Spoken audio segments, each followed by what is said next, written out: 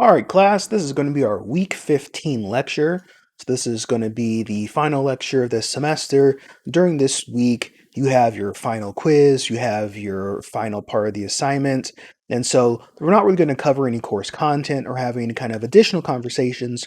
So, this lecture is completely optional and you really don't have to do it.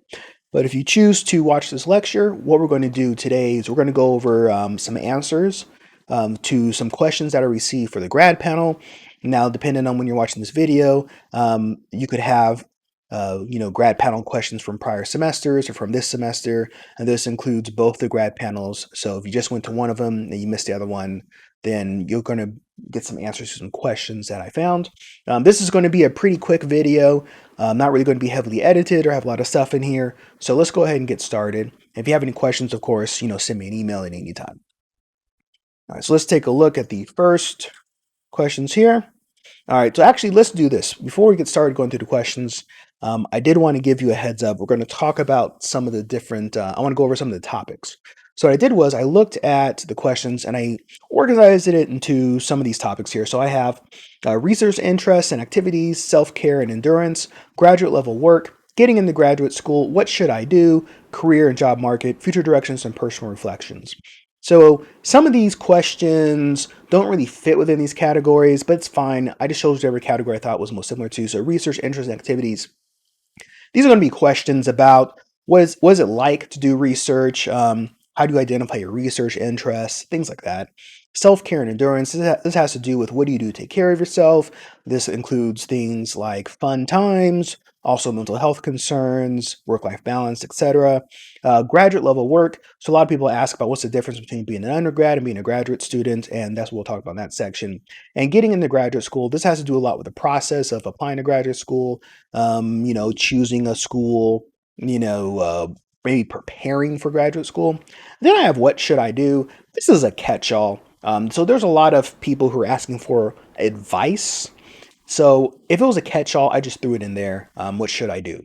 Then there's career and job market. So a lot of people are concerned about getting a job after college, as you probably should be, and what kind of career paths do you have. And then there are some people who were asking questions that we didn't have the answer to, like we're psychology graduate students. We don't know other fields, and I will get to that when I get to that section there. And then we have future directions and personal reflections. So this is people who had questions for the graduate students about things we want to do in the future. Other things like that. It's kind of also like a catch-all. The last three ones are like catch-alls. So what a catch-all is, it's like, well, it doesn't really fit, but it's there. You know what I mean? So the first few categories are pretty good. The last few, I just threw the questions in there because it really didn't fit within a defined category. Don't be offended if you see your question in one of these categories or if you don't like the answer. This isn't a personal attack, so just take it easy. Chill out a bit. I'm just going to answer these questions. If you don't like the answers to the questions, you don't have to watch it. It's fine. Stop taking everything so personally. Okay, here we go.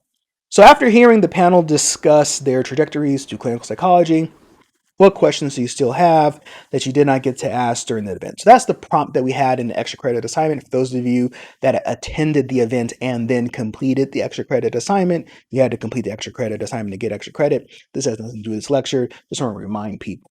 All right, so I'm going to go ahead and go through these categories and respond to the questions. So we have research interests and activities. So let's go to the first question in this category. So once again, research interests and activities. This is about the activities that we do as graduate students, like research activities. What does it look like? How do we define our research interests? Questions like that. So the first one is, how does COVID-19 change your research? And does it add a new interesting layer or has it temporarily stopped your original projects? So for me, it has added an additional layer. So I do follow-up studies. These are longitudinal follow-up studies. These are done through an online survey, through a program called Qualtrics. And so I do follow-ups. That's what I decided to do when I came to graduate school, to do longitudinal analyses, trying to make some kind of predictive measures or predictive analyses to see who would be at risk for alcohol use disorders. So I designed my study from the get-go to be an online study. That way people didn't have to come back into the lab to fill out their surveys. They could just do it on their phones or through a website. And so that's what I did. So when COVID-19 hit, I actually kept collecting data. I didn't miss a beat. My research continued as normal. Nothing big happened. Actually, I ended up getting more surveys in because now people want that extra money. Now people have more time in their hands and they're at home and they're actually responding to my survey. So I was running at like 55% completion. And then when COVID-19 hit, I got a bunch of late surveys in and now I'm at like 93%. And that's actually a really good completion ratio for you know, for a survey. So for some of you grade-minded people, that's an A. So an interesting layer, yes, it has added an interesting layer. Now that people are at home, their drinking behaviors has changed or have changed. So I've decided with my advisor to create additional measures within our new surveys to collect post-COVID drinking data. So this has to do with virtual drinking, in-person drinking, other sides of drinking context. So we do have that data now in my research study. So it hasn't stopped anything, but it has created some interesting ideas. And if you are the kind of person who's interested in COVID research, I would encourage you to think about an idea. Think about how COVID might affect depression, how COVID might affect anxiety, OCD, agoraphobia, other kinds of disorders. Especially if you're doing the extra credit assignment, you want to think about that as well. Like, how is COVID affecting this? All right, so what are your favorite and least favorite things about graduate school or your research? Okay, so my least favorite things about graduate school. So I worked for a long time. So I've had a job since I was 16 years old. So I dropped out of college after 2 semesters, did a whole alcoholism thing. Everybody heard about that story. But I was pretty independent and I was pretty used to minding my own business. And then when I went back to school to undergrad to finish my degree, I was at Arizona State, 75,000 students. No one cared what I was doing. One of the things about graduate school that I don't like is that everybody knows everybody. And then all that little weird high school stuff happens again. So people are gossiping, there's drama, there's rumors spreading, people are making up stories. Like no one, like, you're an undergrad, right? Like, no, you don't care what anybody else is doing. Like, think about it. There's like, what, 40,000 undergrads on this campus. Half of them aren't even here. You don't care what other people are doing. You have your friends, whatever. You're minding your own business. When you go to graduate school, everybody knows the faculty members, everybody knows each other, and it's just a bunch of drama. So what I don't like about graduate school is the drama. Like, the research is fine. Like, I don't mind. Um, my favorite thing about graduate school is the independence that I have. So pretty much I can choose what I want to do with my time. I don't have a lot of time on my hands because I have so many demands. I see clients, I teach classes, I conduct research. I also have my own writing and milestones to hit to make progress through the program. But I can decide in what order to do those things. So outside of like things like meetings or sessions with clients, those things are a little more set in stone. Outside of that time, I can choose what to do. So I can decide to wake up at 11 o'clock in the morning if I wanted to. I really don't. I can't sleep past 7 o'clock. But if I wanted to, I could. I could decide to take a day off and not do anything. Maybe I'll pay for that later, but in the moment, I could decide to do that. I can decide what kind of research I want to do, what kind of assignments I want to write, things I want to work on. So there's a lot more independence that I have in graduate school. And so that's what I like about graduate school. Also, what I like about my research. Um, Actually, you know what? Yeah, the last question I answered about doing the virtual online research that I decided to do back in 2017 when I started graduate school is actually still part of my favorite part of my research. And so let's see. The least favorite part about my research, a lot of writing involved, a lot of statistical analyses, and that can be very draining at times. Okay. So, how did working with schizophrenia patients change your view, and how would you refute most of the misconceptions people have with schizophrenia? So, this question somebody asked, but I'm going to go ahead and right here put up Katie Kemps. She's one of the other instructors. She does schizophrenia research. There you go. Go ahead and send her an email, and you can talk to her, and she'll tell you all about schizophrenia. All right. So, how does your journey to do so look so far? And do you regret not choosing a different area? Okay, so this is how does your grad school journey look so far? And do you regret not choosing a different area of study?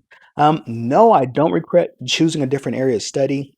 If you right now are questioning your choice in major or minor, just leave. Don't I don't you're an adult now. I hate to tell you this, but it's no longer up to your parents or your guardians or your family to decide what your life is.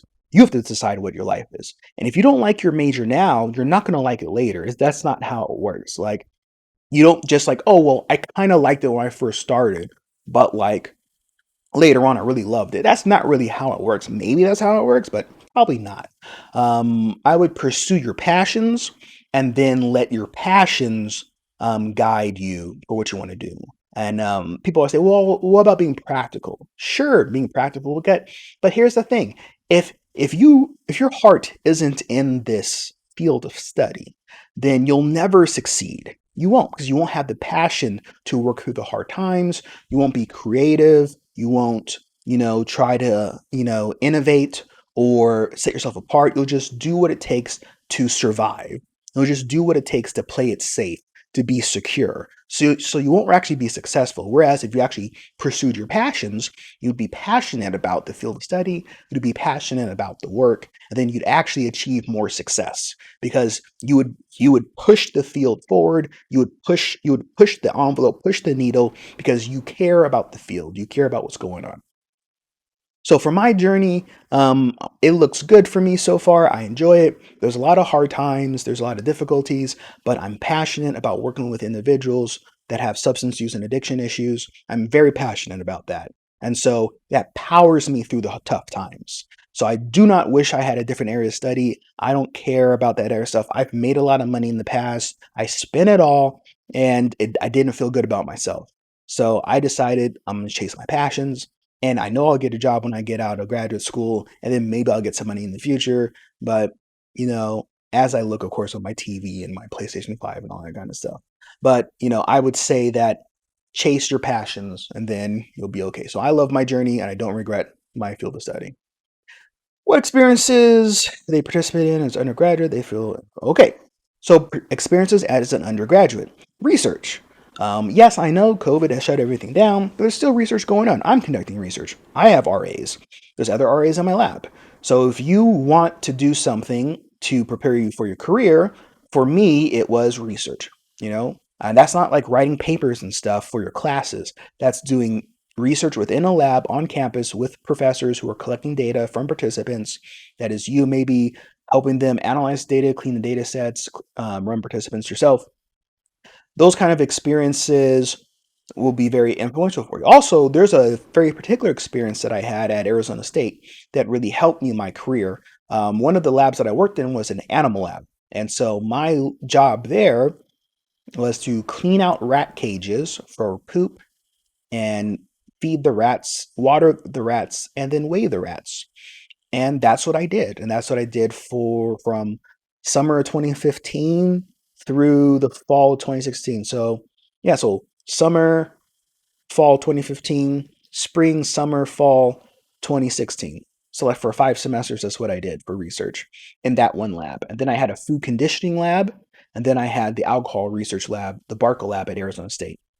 So those experiences that I had taught me that sometimes you might have to do things that you're not really into for a moment. So kind of like I was talking about before, chasing your passions. I knew that to pursue my degree, to get into graduate school, I needed to have these letters of recommendation. So I participated in these labs knowing that I wasn't going to be in those labs forever, but those labs were going to get me where I needs to go. So of course I'm here now. I'm in my fourth year. I passed all my quals. So like I'm on my way to write my prelim to do my dissertation. So I'm on my way to get my PhD. But it all started working in those animal labs. It all started working in that food conditioning lab. So it's having that vision, that's what I'm talking about. That passion, that vision will get you through these things. If you're if you don't have passion, if you don't have vision, if you're just chasing what's right in front of you, it's going to be pretty difficult. So for me, that was very influential to my career. So how did you decide you wanted to do research? Well, I decided that I wanted to help people with addictions. And I knew that I had to get an advanced degree to help people. So here's what I didn't want to do. I didn't want to be just another cog in the machine. I didn't want to clock in, clock out. I didn't want to have to like have somebody tell me what to do. So I wanted to have the most amount of autonomy possible. So I know or I knew at the time that getting a doctorate was the highest I could go in psychology. I thought about getting a medical degree in psychiatry, but then I took a couple of courses and I realized that really wasn't the path I wanted to take. And so I decided to do psychology instead. And then I learned that, a big part of a PhD program was research. So I contemplated maybe a master's or a PsyD program. But then once I read about PhD programs paying you to go to school, when I learned about, how expensive PsyD programs were, when I saw the flexibility that a PhD got me, I said, okay, fine, I'll do research. And then when I went to Arizona State and I was working in the Barca lab, we were actually doing alcohol administration. So I was like, as an alcoholic, I'm mixing drinks for participants, I'm observing them, I'm collecting data, I'm doing all these different things. And I realized, wow, I really like this. This is fun. This is not what I thought research was. I thought research was test tubes and all that weird stuff. And it's really not. It can be other things. Now there's a lot of test tubes and numbers and rats and cages and stuff like that. That's a lot of research, but maybe you can find a research fit that's good for you. And I found one that was good for me. Okay, so what do jobs and research with children look like? I don't know. How much time is spent with the kids and how much research is done outside of it? I don't know. How can I find jobs like this and when is the best time to apply for these jobs? I don't know. What year of college, gap year, etc. Okay, I don't know the answers to these questions. What I would do is you're looking for developmental psychology or child psychology. That's what you're looking for. So go to the psychology website and look for developmental research labs, and then find a lab that's conducting research that you're interested in. Send them an email, and then ask them these questions. This would be very important for you. So once you get to college, this is going to be very important. I don't know what grade you're in or what year you're in. When you get to college, you have to start teaching yourself, and you have to start finding your own resources. So professors are used to students emailing them asking for resources or asking for help or guidance. So if you find a developmental lab and you're interested in participating as a research assistant, then you let them know, hey, I like for your lab. I'm interested in what you do. Look up some of their papers and read what they've done in the past. And then that's pretty much what you want to do. Now, when it comes to research jobs, um, if you're talking about like a post-bac position, those are very competitive because a lot of undergrads will go do post-bac work in order to gain more experience to then apply for graduate school. So that's going to be very competitive. I would say if you're looking for like a summer job, that is probably not going to happen. It might, but it's probably not going to happen.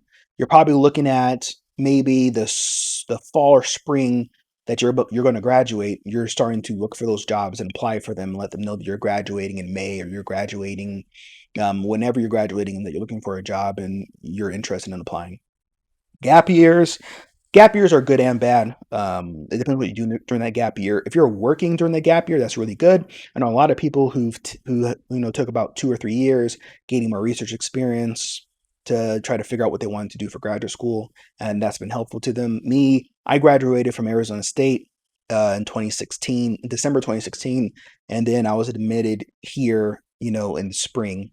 So I mean, only had like 6 months off between graduating and starting PhD programs. But then again, before that, before I went back to school in 2015, I had been working for many, many years. So technically, I had a lot of gap years. So this is up to you. But what you want to do, you want to start doing some research in a lab like that, talk to people who have those jobs already, and then maybe start researching the jobs that you would want to do. Okay, what was the most impactful experience you've had throughout your schooling and research experience? Most impactful.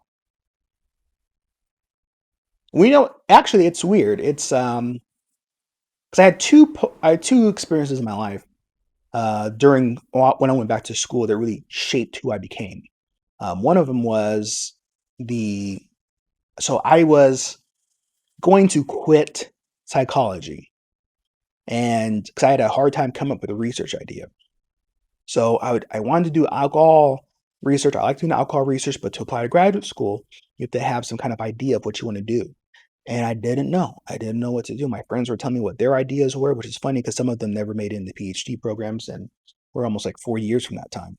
But I was having lunch with a friend, and I was talking about because I was thinking about, well, maybe I don't want to get a PhD. Maybe I'll go to business school. I'll get like an MBA, or I'll go get my law degree or something like that. I don't know.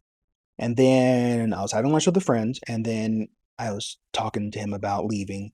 And then he was like, "Well, you know what? I think you should stick with it, man, because like you're really smart, really hardworking, and you'll figure it out, but just keep it moving. And then one day I got like this email from UIUC talking about applying to this program, and I met with my advisor. And when I think about all that, that lunch that I had with my friend who told me to stick with it, no, it was pretty good. And I know I talked a lot about passion and everything, and I had the passion, but I ran out of ideas. And so there's a difference between ideas and passion. And so the passion led me to seek out additional ideas. The passion led me to apply to UIUC and meet with my advisor, and that passion powered me. But it was that experience that I had where I was going to give up, and then somebody told me, they reminded me of my passions, they reminded me of my skills, and then ultimately that benefited me. So that was a very important experience for me.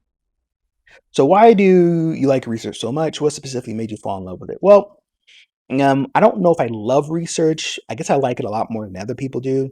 But one of the best parts about research is you can ask questions and then find the answers to them. Not like perfectly, you're not like proving anything. Never say that word proven.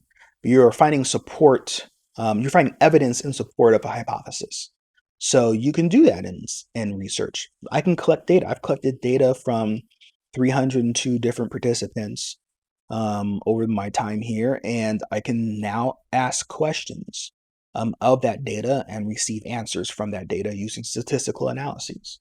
So that's what I like about research. And also, unlike being a business person, it was when I was younger, I don't have to worry about results in my favor. Like sometimes bad results are good because it tells us something. So there's a lot of enjoyment that I get from that. And also, I do a lot of different things. I don't have just like one responsibility. I have many responsibilities. I have many jobs here at the university. I only get paid for one, but you know how it is. I enjoy it. Yeah, it's a little fun. Okay, so how can I be involved in research instead of participating in internships?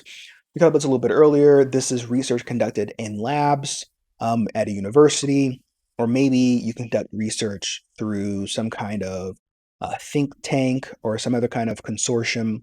You need to do some legwork in this. So you need to find somebody with some experience, particularly a faculty advisor or a faculty mentor who can tell you how to get involved in research. If not here at the university, maybe somewhere else.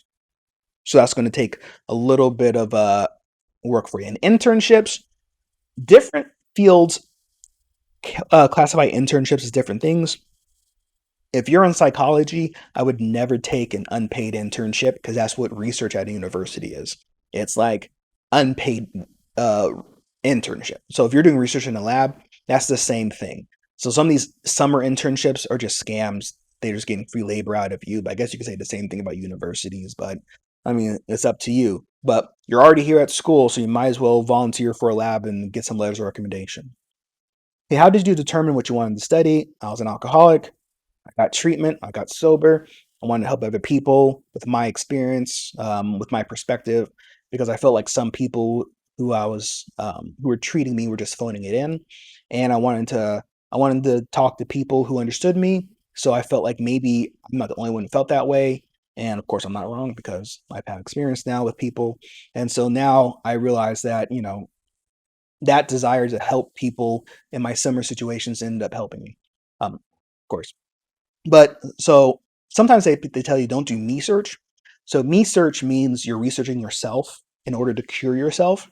And so I'm not actually doing me search. I'm researching what I struggled with to try to help other people with similar struggles, which is a little bit different from me search. So this is more externally based rather than internally based. So sometimes people will have anxiety and then they'll go and research anxiety in hopes of curing themselves of I should say curing themselves of anxiety, or like curing a family member of anxiety, which is a terrible idea. You shouldn't do that because then you're not objective.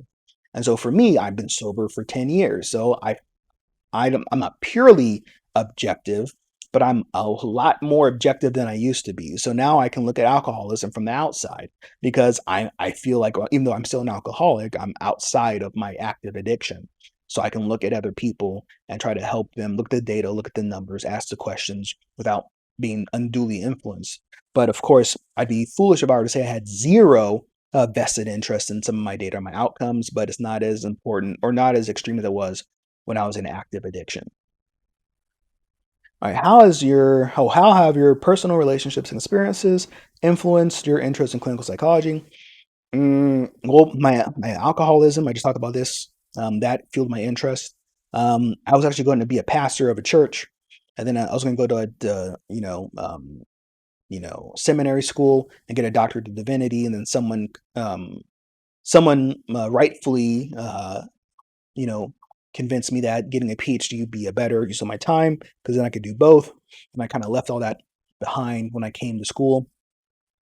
But yeah, my personal experiences, my history with addiction, my history with alcoholism, that all really powered and helped me to get to where I am today. And I would encourage you to, don't do me search, but you can use your personal experiences and your history, your lived experiences to inform your choice to go to school. Okay, so now we're off to self care and endurance. So once again, this is the category where we talk about how to take care of yourself in graduate school. One second here. So we talk about how to take care of yourself in graduate school, but also, how to do work-life balance, other questions like that. Do you ever feel like it was too late to change your path or face any difficulties around that? How did you overcome them? All right. It's never too late to change your path. Like I said, I was 30 years old when I decided to go back to school. And most people, especially here in graduate school, they're just, oh, once I turn 30, my life is over. That's Your life is over when you die. That's pretty much how it works. So if you're not dead, do something. That's pretty much how I overcame my difficulties. I decided, I'm at the time I was 30 years old. I started to become aware of my mortality. I realized that, heck, I had a grandpa who died in his 60s, so I'm like halfway through my life. And then I had my grandpa at the time, my other grandpa, my paternal grandfather was still alive, and he was in his late 90s. So then I was like, well, I'm either halfway through my life or a third of the way through my life. So I need to figure something out. So and go back to school, and that 5 to 7 years is going to pass whether or not I go to school. So what do I want to be? Do I want to be, you know, do I want to wait 5 years and just see where my life is, or do I want to invest in myself? And so that's when I really decided to go to school. Of course, when we add an undergrad PhD programs, it's a lot more than 5 to 7 years.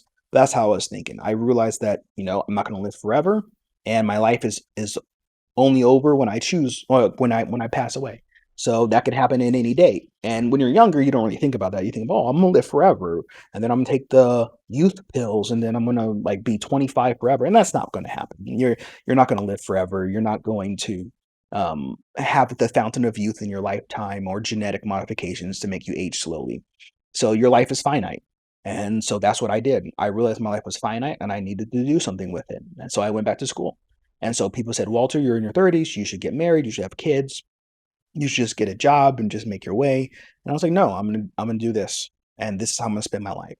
Because ultimately, um, since I went against all that advice, I realized this is my life, and I can do with my life as I please with it.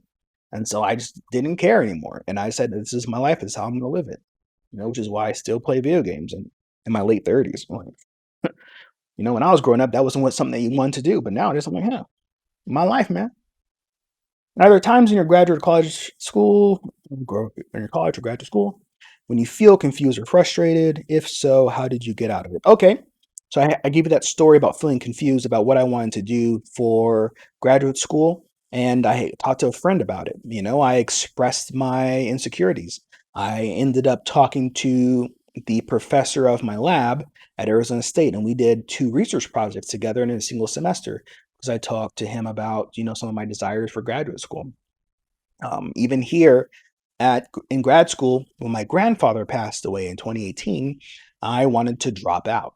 But I talked to my advisor, and we made accommodations and recommendations for um, my grad career. And so when I say accommodation recommendations, I'm not talking about delaying things.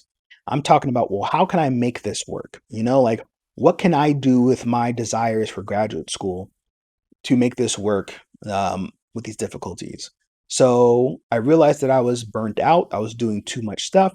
So I scaled back my involvement in some research projects, and I refocused my energies and other things like teaching and seeing clients. And then I'm still making progress on the research front, which I have to do for my PhD program, but also I'm doing more things that that really fulfill me spiritually, like when I'm talking about dealing with clients or even teaching. Yeah, I know this teaching thing. The teaching thing is great. Like 85% of teaching is awesome, and there's always 15% that's like intolerable, but the 85% makes it worth it, and that's how it is. That's how it goes. All right. Did they ever question their own interests? Okay. And deal with imposter syndrome? Yep. So what was it? Okay. So this is like similar to the last question.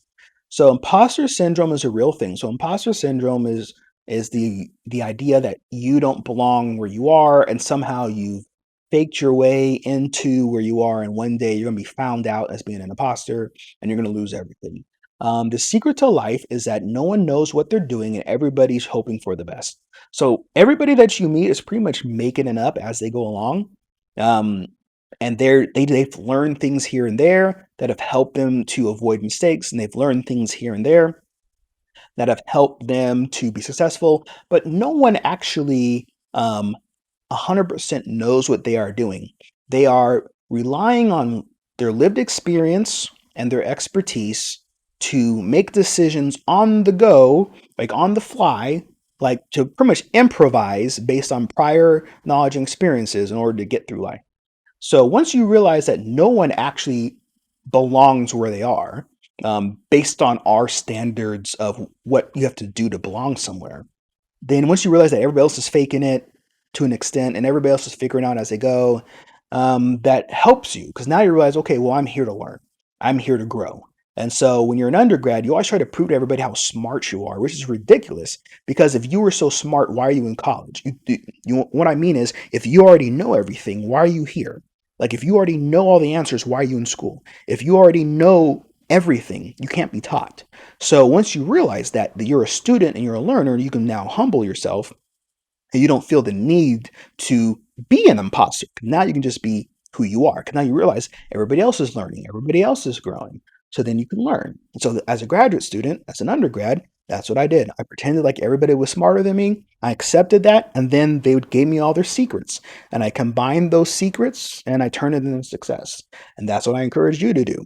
Yeah, you went to high school. Congratulations, kid. Everybody goes to high school. Now you're in college. So now you need to learn, you need to grow, and you need to perfect yourself. And that's how it is. Now you'll never be perfect, but you're in the pursuit of perfection. You're in the imperfect pursuit of perfection. So you're trying to be perfect, but you're not pretending like you are perfect. You're working towards perfection. So you understand that right now you're at level 1, you're trying to get to level 99. Will you ever get to level 99? I don't know, maybe not. But you're working towards it. But first you have to understand you're at level 1. And then when you get to the next part of your life, you might start again at level 1. So the things that we learn in the past inform our future, but but you don't carry that into the next stage of your life. Like no one, like I graduated summa cum laude from Arizona State. I had like a 3.9 GPA. It's really good. There's a 4.0 scale over there. So that's a pretty good GPA. But everybody graduated summa cum laude in PhD school. So now I'm in graduate school. Everybody with a PhD graduated summa cum laude. Everybody got really good scores in the GREs. So I'm not the top of the top anymore. So I have to like reset my expectations on where I am. So imposter syndrome, you're going to face it. The best thing to do is just accept that you belong where you are, but you are nowhere you are nowhere personally where you need to be, and you have to keep working at it. All right, how long does graduate school well, how does graduate school affect an individual financially, socially, and mentally? Okay, financially depends. If you go to get a master's program or you go to a PsyD program, you're going to get in a bunch of debt, and then you're going to have to pay it off when you get out, and then you have to figure out how to take care of yourself. So you need to support yourself with a full-time job, a part-time job. Now, I'm not foolish. I know that some of you come from old money bags central, so you got all the money in the world. That doesn't affect you, so don't listen to me.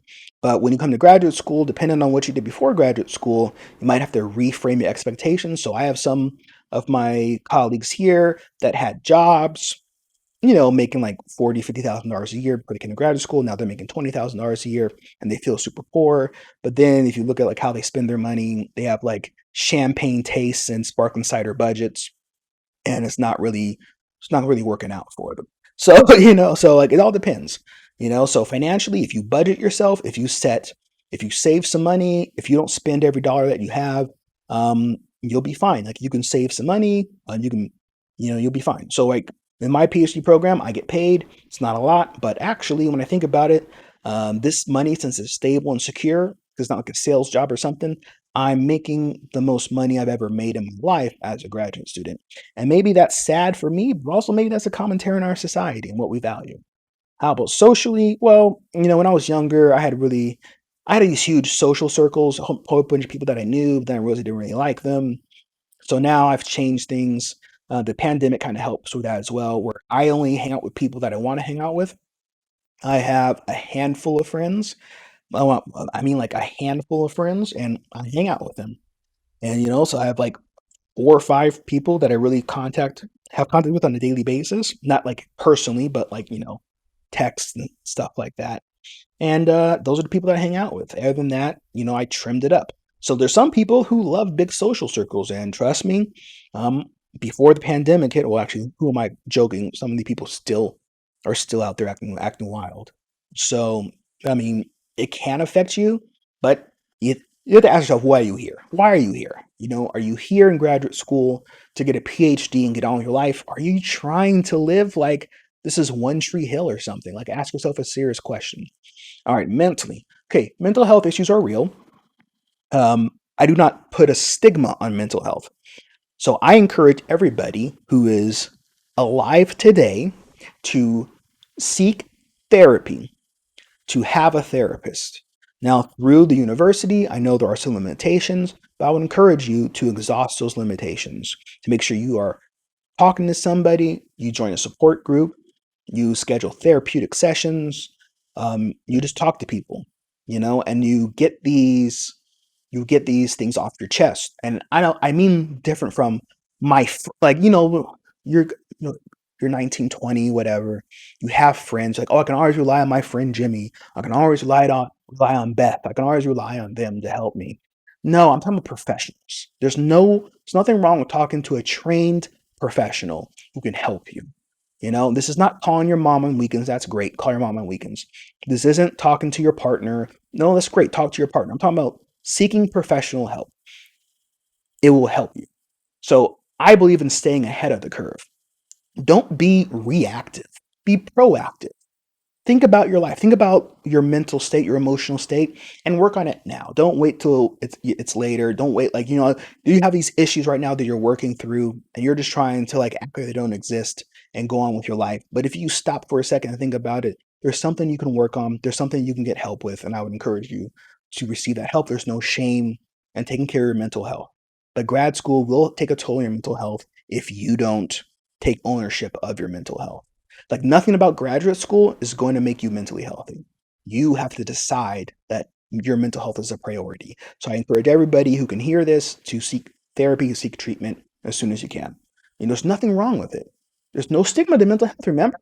There's no stigma to mental health, so there's nothing wrong with talking to a mental health professional. If you think there's something wrong with talking to a mental health professional, you are stigmatizing mental health.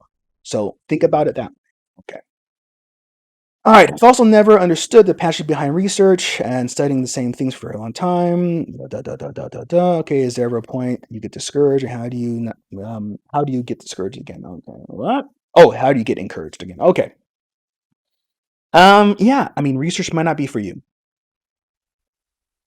I mean, studying the same thing for a very long time. Well, that's because when you study things, your understanding of it deepens, your understanding expands, your knowledge base evolves, and then you can push things forward. So it's kind of like if you start reading a book, if you finish the book if you stop after the first chapter, you're going to miss the rest of the story. And then maybe there's a second book and maybe the story gets better.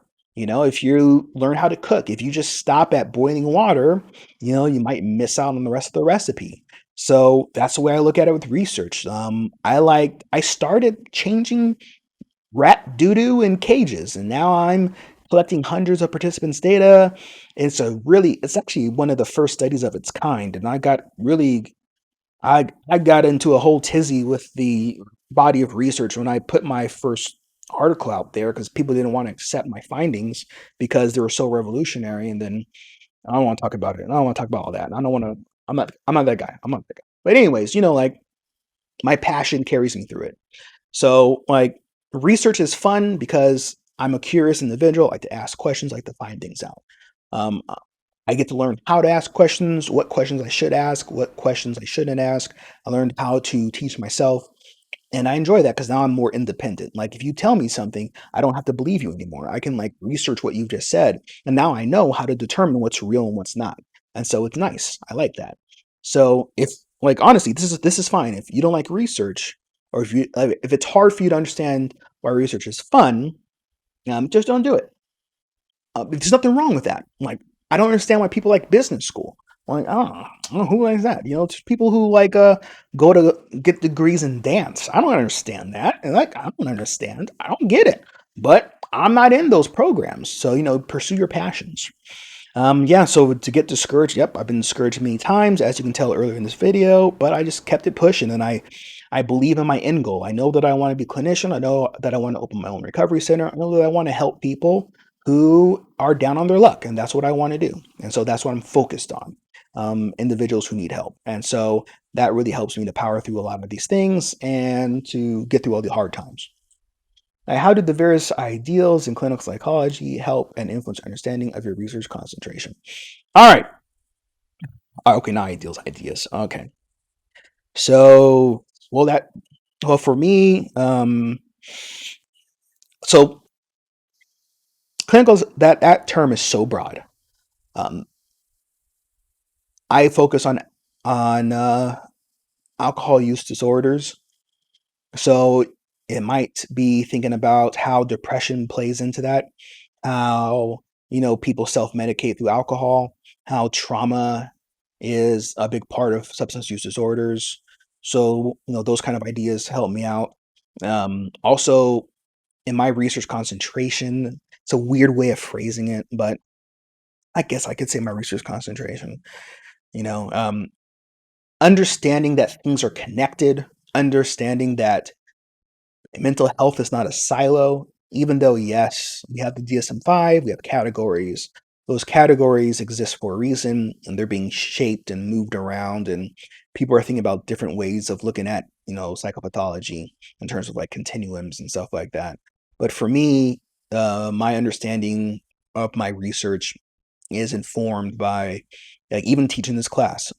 So every semester I teach this class, it gives me pause to think about some of the things that I'm doing, some of my research, and other things like that. Hope that answers your question. It's just very big. It's a big question. You know. All right. How to manage depression, and anxiety as a graduate student? Go to therapy.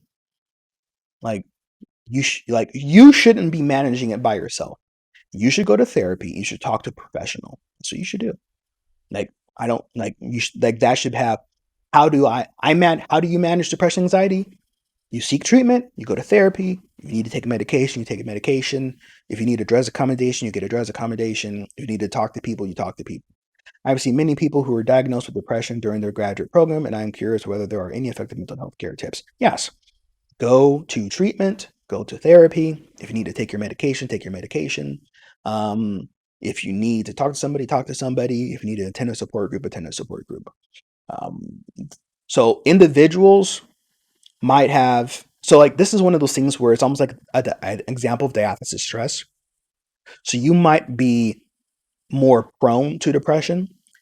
Like you may have some kind of underlying predisposition or vulnerability, and then the stressors of graduate school, the deadlines, the amount of work, the amount of feedback that you're getting might have triggered or caused this depression to present itself. Doesn't necessarily mean that grad school made you depressed. Maybe grad school triggered the depression that was already there, but it was under the surface. So it triggered the predisposition that you had. So it was like a grad school. You could look at it as like a risk factor or something like that. All right. So mental, like if you're concerned about your own mental health, I would encourage you to seek therapy, seek treatment. If you go to graduate school, seek therapy, seek treatment. That's all I'm going to say about that. And also, if you don't believe that you should seek therapy or treatment, why are you in psychology? Like we're trying to destigmatize mental health care. That's what we're trying to do. We're trying to destigmatize it. So if you need to seek treatment, go seek treatment. You cannot do it on your own. And I'm not trying to say that's what you're saying, but I know for a fact there are people who are going through tough times right now and they're trying to do it on their own. Do not let that be you. Do not do it on your own. Please, please, for the love of anything that you care about, if you care about anything, if you care about anyone, and you're having a hard time, please seek treatment. There's no shame in it. Please seek treatment. Please. Thank you. Okay. So, how did you maintain your passion for your studies and career? Well, um, I kept in mind the population that I'm helping. I kept in mind those people. And so, thinking about those people that I've met in recovery, the people that I meet today as I do therapy, as I do treatment for individuals at Rosecrans, this is what continues to power me through, gives me the passion for my career. Also, I think about the ability to take care of myself. I've had a lot of jobs. I've been working since I was 16 years old. And all of my jobs were like low level jobs and they weren't demanding and they were dead end jobs. And now I have an opportunity to have a career where I can move forward and I can, like, whatever I did in the past will help me in my future and I can work the rest of my life. I can, I can see clients, I could teach at a university, I could teach at a community college, I could teach at a high school, so I think about the fact that I don't have to retire. Like I can work my whole life and I can work at a job that I want to do. So some people don't like that idea. I don't care about working. I like working. Work is cool for me. You know, um, maybe one day I'll have to retire, and that day I'll cross that bridge. But right now, I could always work part time at a university or part time at a community college teaching psychology. There's nothing wrong with it. It's good money. All right. So, what methods would you use to deal with stress and massive amounts of work? Well, number one, this is something that people in undergrad need to understand as well. This is just school. And I know that I make it seem like it's more than school. I know that your other instructors make it seem like it's more than school. I know sometimes your friends and your family members put a lot of pressure and stress on you. But this is just school. You could flunk out of school and you'll still be okay. How do I know? Because I flunked out of school and I'm still okay. So, to put into perspective what you are doing, sometimes when we have massive amounts of work, it's because we are working past our potential. And this is something that's hard to identify, but you have a limit. You are not limitless. And sometimes your limits will look different than the limits of other people. So to recognize your limits, to recognize when you have exhausted yourself, is a skill and a talent worth championing. So I would encourage you to ask yourself, have you reached your limit? And do you need to dial things back? Another good way to manage stress and massive amounts of work is to organize, to plan. There's a lot of people who don't check their emails. When you go to graduate school, if you don't check your emails, I don't know what you're going to do with your life. I'm just being real. Because, like, especially now in the pandemic, there's only one way people communicate with each other. It's email, text messages, and phone calls. So if you don't check your messages, if you don't check your emails, I don't know how you're going to get that far in life. But you want to check your emails and then remind yourself by putting reminders in your calendar to set up a schedule, to block out your calendar, to be realistic about the amount of time you need to sleep, to be realistic about taking time off of work, to be realistic. Now, I know what people always say, well, how can I take time off of work when everybody gives me coursework? Well, what do you do at the end of the day? Now, do you do your coursework at the end of the day or do you wait until Friday? Do you wait until Saturday or Sunday? Do you wait until the day before it's due or the day that it is due and then try to cram everything together? See, that's going to, like, if you spread out your work, that'll be fine. So, for example, in this class, right, this is a 16-week course. Within the first week, the instructions for the assignments were posted on Compass. So technically, you could have spent 1 hour per week working on assignment part 1 and assignment part 2 and had a total of 16 hours of work spread over the course of the semester. Did people do that? No, they didn't. No. People are emailing me right now and our next part of the assignments due next week. So I know that, like, how that is. So being good to your future self is a great way of dealing with the massive amounts of stress and work. Not waiting to the last minute is great. Checking your emails is great. Communicating ahead of time is great. You know when something's about to come up. Communicate ahead of time, and that can help you. And also, sometimes you might need a DRES accommodation. Sometimes you might need to go to therapy and talk to somebody. And those are a variety of different ways to deal with stress and massive amounts of work. All right, so let's talk about graduate level work. So this section is about what is it like to be a graduate student? What are your responsibilities? Things like that. So how many hours do you devote to studying each day on average? So studying looks differently when you're in graduate school. If you're taking classes, of course you would study. But then I have my independent studies. So then I'm doing research for my own projects, research for my own papers. And let's be honest, that's about 8 hours a day. Um, maybe maybe some days it's 4, depending on what's on my schedule, but 8 hours a day. That's pretty much how much time I spend studying. I don't work on the weekends. I don't check my emails on the weekends, and well, I don't check my emails on Saturday, but I'll respond to my emails on Sunday if I get any between Friday and Saturday. I'll respond to those on Sunday. But I do take a day off, so Saturday is my day off. I don't do any work on Saturdays, no matter what happens. And then I do my work. I start my week on Sundays, so that way Monday doesn't suck so much for me. So I just work my way up to Monday, and then I know that throughout the week I'll get more and more tired. So Friday I really don't do any heavy lifting. So I've organized my week so the heavy lifting I do is really from Sunday through Wednesday, and then Thursday and Friday I wrap up loose ends, and then Saturday I take it off. So if when I was an undergrad, it's a little bit different. So I believe in the formula for academic success. So keep in mind, I was taking 24 credit hours. 8 of those hours was independent research. And so my independent research labs, I had 3 of them. So I did about 27 hours a week in independent research with those labs. And then on my other classes, I did about 2 to 3 hours per credit hour researching and studying for those classes. So I was pretty busy. Um, so it was a little bit different. But now in graduate school, there is less. So, like, the quantity of work has reduced, but the quality of the work has increased. So now the demands are a lot higher. Now there's less of it to do, but the amount of work that I have is more involved, and the responsibility is on me. So the responsibility has shifted in graduate school. So I would say, yeah, 8 hours. It's average 8 hours. No. So, do they manage all their responsibilities? How do they manage all their responsibilities? How do you prevent burnout in graduate school while maintaining good grades and keeping up with your studies? So, grades in graduate school, an A is pretty standard in graduate school, and like a B minus would be like an F. If you're getting B minus in graduate school, because you have to maintain a 3.5 GPA to be in good standing. If you drop below that, you're pretty much screwed. All right, so you maintain good grades by doing the work.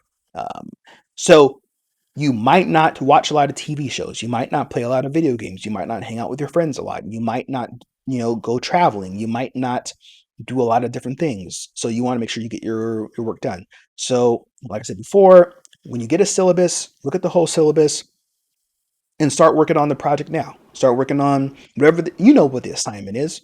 A lot of classes have textbooks. Start reading that textbook now. Yeah, keeping up with your studies, stay ahead. There is no such thing as ahead in graduate school, but you try. If you try to stay ahead, you'll be on pace because most of the time you're just behind. So, how do you manage all your responsibilities? You schedule, you check your emails, you communicate with people, you set reminders for yourself, and you create deadlines and you stick to them. So, I created a deadlines document that I use in graduate school, and so it has my expectations for every week between me and my advisor written down, and then we modify that if we need to. But that's my schedule for the whole semester. So, how do we avoid burnout? I talked about this a little bit earlier about managing your own limitations or your own expectations about your limitations. So you need to understand that you have finite resources, and you also need to understand that you're not the smartest person in the world. I know sometimes you think that way because this is what happened in high school, because you got some scholarship, and you feel really good about yourself because you usually get an A. Yeah. If you're that kind of person right now and you feel like I usually get A's, cut that out for graduate school. Everybody gets A's. Like everybody who's in graduate school got A's. That's why they're in graduate school. People who get B's and stuff really don't make it to graduate school. Why I say like B's, like if your highest grade is a B, like if your highest grade in your GPA is a B, then like you might want to do something else. But like, yeah, like you should have like a 3.5 and above in undergrad, and then when you get to graduate school, they want you to get a 3.5 or above to be in good standing. So to prevent burnout, you got to understand your own limitations. You got to understand what you can do. That way you can submit your best work. So you don't want to just submit a bunch of work. You want to make sure you're submitting your best work. You always want to put your best foot forward. So that's really how you avoid burnout in graduate school. You make sure you're not doing too much. And if that means you miss a fellowship, that's fine, because guess what? You're burning out. You couldn't maintain that fellowship. Like, let's be honest with yourself. Like, if you're burning out, that's letting you know that you're doing too much. That's what burnout means. You're burnt out. You've exceeded your capacity. That means you have to dial back. There's no way to break through burnout. You can't break through burnout. The only way to break through burnout is by taking work off of your plate. Okay. What are tips to be successful for graduate school in psychology? You should have 3 letters of recommendation from tenured faculty members, not graduate students. You are wasting a letter of recommendation if you have a graduate student write you a letter. The only exception is if you are a part of a research lab headed by a tenured faculty member where you are working under the supervision of a graduate student. And that graduate student writes you a letter of recommendation that the advisor, the research advisor, the tenured university professor signs off on. That's the only letter of recommendation you should accept. You need 3 of those. Do not ask your instructors for letters of recommendation. Do you know how many kids get A's? Do you know? It's a lot. I've taught over 400 students. You know how many got A's? A lot. But I have less students that actually do research in my lab. I have less students that actually have more interactions with. So I'm a person, and I don't just remember somebody because there was a name on my roster. I remember them because of the experiences. Oh yeah, they did research for me. Oh yeah, this and that. Oh yeah, this or that. They came to office hours. They sent me an email. I get it. And then I write them a letter of recommendation based off what I know. But some people, one person last year asked me to write them a letter of recommendation for medical school. And it's like, why would you ask me? I don't know anything about medical school. And here's the thing, the medical school knows that. They know I'm a graduate student. So that's why you want to ask somebody with a PhD in psychology to help you with a letter of recommendation. So that's the number 1 tip for success. Now, things have changed when it comes to entrance exams, so I don't know if they're still requiring the GRE for graduate school, but if they require an entrance exam or a placement test, make sure you study for that. Make sure you start writing a personal statement. Make sure you go to the website for the school and contact people and ask them, who's accepting graduate students. Make sure you are applying ahead of time. So that way you can actually get into graduate school. And then once you get to graduate school, you make it in. Make sure you are saving your money. Make sure you are spending time working. Make sure you are being honest with yourself and your advisor. And make sure you are planning. Have a schedule for everything. Schedule every hour of your day. I'm not even joking with you. Every hour of your day should be scheduled.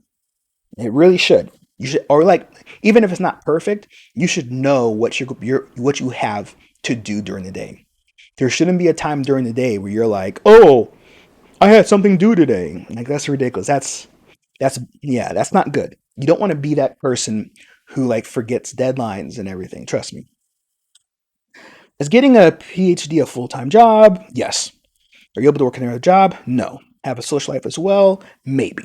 So yes, a PhD is a full-time job, and a lot of PhD programs require you or forbid you from having another job outside of the university. So you have to have a university job. So usually with PhD programs, you're funded through the university, more specifically through your program, and that's your full-time job. You're really not able to work another full-time job. Now, if you have your own business, like if you sell things online or whatever, you can do that. But you can't be like a tutor, like a private tutor, or like you can't. There's a whole bunch of like gray areas you have to look at for your employment contract. So you got to be very careful because you don't want to put yourself in an ethical position. So, for example, I'm a university instructor. So, as a university instructor, I cannot be a university tutor. You see what I'm talking about? Or I can't be a private tutor. So I couldn't say, hey, yeah, you want to get an A in the class? I'll be your tutor for $50 an hour. No, that's ridiculous. You'll get fired in a second for doing something like that. It's ridiculous. So yeah, you need to check with your program, but for the most part, it's a full time job. Social life as well, yes, but it depends on what you consider a social life. Typically, grad school in psychology, the people who apply for grad school in psychology are typically less like party type people. Like they're less like unofficial, hanging out on the weekend, doing all sorts of wild stuff type people. They're usually the more studious people. That's how you get like straight A's. That's how you get 3 letters recommendation for doing research. Usually, you spend a lot of time in lab and you spend a lot of time studying books. And if you feel like that's not you, then do not apply to PhD programs. Do not. Do yourself a favor because it costs money to apply to PhD programs. And if you know that you want to work 40 hours a week and you want to party and whatever, you're not going to just don't even apply. I'm not trying to gatekeep. I'm just being honest with you. Like you will have your expectations shattered when you come to PhD programs if you think like you have a lot of time to like party and stuff. But if you're just talking about hang out with friends, yeah, you have time for that. You have time to hang out with friends. Okay, about the TA's work itself, I would like to know what the days look like, not in terms of scheduling necessarily, but in terms of tasks. Well, like I said, you have to schedule everything, so you should schedule your tasks. So let's talk about the tasks. Well, I see clients, I teach students, I do research, I have other writing projects I have to do to maintain my progress. So I have to check on all my studies, write paragraphs, and go to writing center meetings. I have meetings with the supervisor for the TA. On my TA job, I have supervision with my research lab. I have supervision with my practicum, seeing clients, stuff like that. So my day, well, I get up early, so I pretty much work from like 9 to 6. Maybe sometimes a little bit later, but I usually from like 9 to 6. Sundays is a little bit different. I might work from like 10 to 8 on Sundays. A little bit different, but like usually like 9 to 6. That's when I work. Friday is a little bit different. After my meeting with my advisor, that usually ends around 3 p.m. After that, I usually just do some cleanup work in terms of like sending emails, checking on tasks, and then I don't do any other work until Sunday morning. But yeah, it can vary. But it depends. It depends on what the week is. Depends. But usually there's a lot of stuff going on. That will vary by program. That also varies by lab, and it varies by appointment. So there's not like a standard schedule, but like across graduate students. But for me, depending on the semester, 9 to 6 is usually when I do most of my work. That's not to say that every day is like that. Most of the time. Okay, I heard them say several times that no one taught them how to do work at a graduate level, but I would like to know how they made the leap. Well, here's how you make the leap. So, a lot of you won't listen to this recording, which is fine. So, remember when you did assignment part 1 and you got all that feedback that you didn't like? So, some people got mad. Trust me, they got mad and they complained. Just fine. You can complain all you want to. And some people said, well, what should I do? That's how you learn. You reach out to people who are doing the job that you want to do and you ask them how to do it. So if you get a bad grade in a class, rather than putting on, the poor me, or rather than putting on the I'm so angry and you're terrible, ask them, well, what should I have done instead? How can I improve this work? And then you'll be surprised they'll tell you. I get emails from people, call me every name but Walter. Like at that point in time, like I'm like, okay, like that's the grade. All right, I don't know what you want me to say. And then I have other people who are like, hey, I just want to improve. I'm like, okay, let's talk about it. But you don't have to. If you don't like the feedback, let's talk about it. Let's fix it. But you're gonna have to figure out how to get better. If you cannot take criticism, you will never have graduate level work because you've convinced yourself that because you got a 5 on the AP exam in high school and you usually get A's, that all your work is perfect, and it really isn't. You're learning. That's why you're here in graduate school. That's why you're here in undergrad. That's why I'm here in graduate school. I'm here to learn. So somebody with a PhD who's conducted lots of research, who has a job, who's on a tenure track position, knows what it takes to be successful. So I don't know what it takes to be successful. I'm learning, right? So when they tell me something that they do to be successful, I listen because I'm not an expert. I'm a student. I'm learning. So how did I make the leap? I went to people as a student and I asked them to teach me. And if I didn't get the answer that I wanted, I said thank you very much, and then I asked somebody else. I think it's really funny, the way we try to convince people to help us. We'll cry, we'll complain, we'll get angry and mad, and we'll threaten them. But how many times do we actually stop and just ask them, "Can you help me?" Especially when I ask you to send me emails, to help me help you, and still I don't get anything. So like, that's fine. This is just a course. But if you want to go to graduate school, if you want to make that jump, you're going to need to ask people for help and then listen to what they say. And then if you don't like what they have to say, ask somebody else. And then you'll start doing graduate level work. So what are the TA's goals and how do they teach them? Okay. How did they reach them? Okay. How did they establish the method for getting their desired results? Okay. Okay. So my goals are still in progress, right? So my goals are to complete my PhD and then open up a recovery center down the road. So what are the methods? Well, I talked about before. I approach everything like a student. I listen to people who know what they're talking about. I block out the noise. So one of my faculty advisors told me that, Walter, you can spend your time chasing after people who are disengaged and don't like you, or you can spend your time focused on people who are engaged and do like you. And I was like, wow, what a concept. And it actually changed my whole outlook on life. So now people can just say whatever they want to me. I really don't care. I'm just going to keep on doing what I'm doing. And then eventually I'm going to get to where I want to get. So my method is stay focused on what's important. Don't be abusive. Don't be like a bad person. And some of you feel like a B is abusive. It's not. It's not. It's fine. You'll be okay. But like, you got to just realize that you're here for a reason. I'm here to get my PhD, to graduate, to leave, and do something else. I take this for what it is. This isn't my life. This is a pit stop. This is where I am right now, but it's not where I'm going to be tomorrow. And then I just keep it moving. And then that's what I think about. I'm not thinking about graduate school right now. I'm just trying to get my PhD. That's what I'm focused on. I want to get my PhD so I can get out of here. So I stay focused on the ultimate goal, and then I believe that ultimately helps me get everything done. So let's talk about getting into graduate school. So this has to do with how do you get into graduate school, the process of applying, the process of identifying an advisor, maybe some more of the things that you may have done during undergrad. All right, let's talk about it.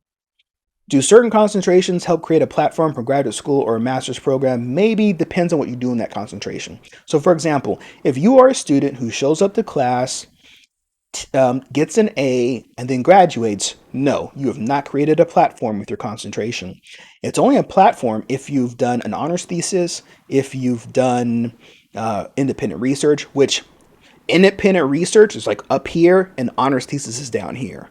Like, you want to do independent research. The only time an honors thesis would be something where it would help you out is if you did like your own study. Like if you were like an honor student in the lab and you were collecting data and you were writing grants and you were writing posters and helping with publications, then yeah, that would really help you out. But what you want to do is if you're a clinical concentration, you want to do research in a clinical lab. And that would help you get into a master's program. It'll also help you get into a PhD program, especially if you have research experience. So that's the way it'll help you create a platform. So does a gap between undergrad and time for application looks bad? Depends. Depends, what did you do during the gap year? So, like, were you on vacation? Were you doing research? Were you working? Like, what were you doing? So, a gap year doesn't necessarily look bad. But here's the thing, here's what you understand. So, when you are applying, so for example, this program here has an acceptance rate of about 2.5%.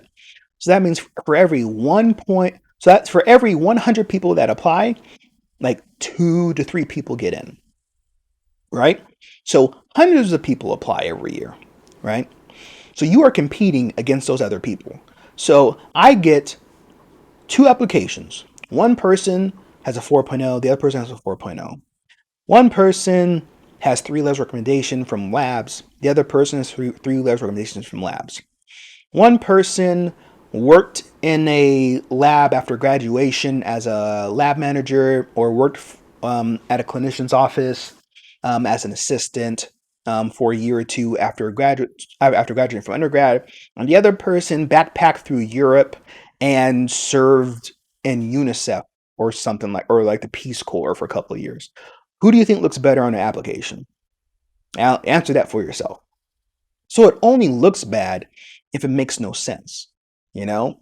Um, like I would rather have somebody who has research experience than somebody who like I don't know, like ate bagels and stayed in hostels for 6 months. And I've met people like that, and they think like, oh, I've had this really great experience. I don't know anything about research, but I just really feel good about hiking the Swiss Alps. It's like, all right, man, congratulations. What do you want me to say? I don't know. So you have to ask yourself. It depends on what you're doing. Now, I'm not saying don't go backpacking through Europe. Please go backpacking through Europe. But then when you get back, maybe get a job in a research lab, maybe do some more work, maybe, get a post-bac job somewhere, maybe help yourself out. That's all I'm saying. So all I'm saying. All I'm saying is just because you did something that you find engaging doesn't mean other people might find it engaging. So if you take a gap year, that's not a bad thing. If you take 10 gap years, it's not a bad thing. But you have to be able to explain or make some kind of argument for why that gap year makes you a better student. And if you feel like backpacking through Europe makes you a better student, I'm not trying to say that's what you're saying. I'm not trying to say that's what you're saying with this. I'm just talking about things that I've heard. Um, Make sure whatever you've done, you can explain it. And if you feel like backpacking through Europe was a good experience, we'll put it on your application. And hopefully it'll work out for you. Is it appropriate to email professor? Yes. I haven't been in contact with for some time. Yes. For letter recommendation? No. Would it be better to ask for advice first and hope they make the offer? No, they're not going to make that offer. If okay, I talked about this a little bit earlier. It depends on what your relationship was with that professor. If you literally just took their class a couple years ago, and then out of the blue you email them and say, "Hey, it's me, Walter. Remember me? Can I get a letter of recommendation?" They're like, "What? What?" They're not here. Look, I know. They're gonna have to go to their email, type in Walter, try to look for all the correspondence they have with me. They might go to their Word drive and type in Walter to see if they wrote anything with me. They might even go to their old classes on Compass or in the record book to see what kind of grade I had. They're trying to remind themselves of who I am. It's nothing against me. It's nothing personal, but like every semester, professors have hundreds of students. So I would encourage you, if you're thinking about if you did research with this professor or did some kind of honors project with them, and they know who you are, then yes. Other than that, I would join a research lab, get some experience, get a post-bac job. Um, the part right here where you're talking about, would it be better to ask for advice first? Maybe you should say, "Hey, I'm thinking about applying to, hey, remember me? My name's Walter. I was in your class a couple years ago. I'm about to apply to graduate school, and I was wondering if you had any tips and tricks for me, yada, yada, yada, yada." Maybe that's cool. They're not going to offer to write you a letter of recommendation because that's work.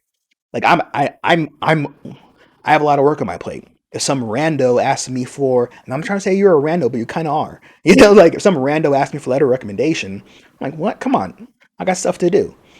But if it's one of my RAs who's like, "Hey, Walter, I'm graduating next semester. Like I have one right now. I have an undergrad graduating next semester. I'm gonna write her a letter of recommendation. She's a terrific undergrad. She's great. I'm writing her a letter of recommendation. It's no problem. You know. So it is appropriate to email the professor. I would email the professor that you haven't been in contact with a while. I would ask them for advice, and then, depending on how that conversation goes, then I would ask them for letter recommendation. They're not going to offer. If they do offer, that's great. That's awesome. Congratulations. But that's like extra work. I'm not going to offer you to do extra work. I'm extra work. Oh man. But like maybe they will. And if they do, that's great. Hope you had a good relationship with them. If you're thinking about this in the future, start building relationships, appropriate relationships, work relationships with professors. Do research, do projects, ask questions in class, come to office hours, send a letter at the end of the semester saying thank you for teaching me. I really appreciate it. That was a great experience. Thank you so much. Write them a letter of nominate them from a teaching award or something. I don't know. Like I know it sounds bad, but like maybe do that. Like you have to make your name stick out. I like it's like that. It's like that scene in Infinity War, or Endgame, where Scarlet Witch goes up to Thanos and she's like, "You took everything from me," and he's like, "I don't even know who you are." That's literally what it's like, and it's nothing personal. It's just like, bro, like I've had 400 students in the last year alone. You see what I'm saying? So it's like, I don't know, So like, it gets hard to remember those names. It gets real hard to remember those people. But it's easy for me to remember the 5 RAs that I have in my lab who were former students. It's easy for me to remember that. All right. So besides researches and course grades, what else can I do to help me apply to a good graduate school? Um, So the reason why you're doing research is to have research experience, but also to get 3 letters of recommendation from tenured member or faculty members with PhD degrees or higher. Which when I say PhD degrees or higher, that means you have a PhD or you're a full-fledged professor. Okay. So what else can I do to help me apply to graduate school? Well, go to the website, make sure they're accepting students. Send emails to faculty members of interest at that institution and see if they're accepting students. Read some of their papers. Develop your own research interests and tell them how you think your research interests could fit within their lab. Um, you know, really do some legwork on your end. Um, that's what you can do. So you want to make sure you have the research experience. You want to have the 3 letters of recommendation. You want to have the good grades. You want to have the entrance exam set up. You want to make sure that you have all these other things going on, and then that should help you get into graduate school. And also just some luck as well. You need to connect with somebody at a university that you want to attend as a graduate student. Because just like with me and my former students, I have hundreds of former students. Professors get hundreds of applications, and so you just got to be some way to set yourself apart. Say, hey, I read your paper, your most recent paper, and it was really of interest to me. And don't just say that, like actually read the paper. You know, I get emails like, "Hey, I read your paper on alcohol. It was really great. Can I have a letter of recommendation?" What are you kidding me, man? All right, let's give you a heads up. All right, I know some of you are getting really mad right now. That's fine. You'll be okay. You'll get through this. Okay, let's take a look at the next one. What is the value of job experience when applying to graduate school, or is it an unimportant factor? It's not an unimportant factor, but it depends what job you're talking about. So, hey, I used to work at McDonald's or Taco Bell during undergrad. That's like, okay, cool.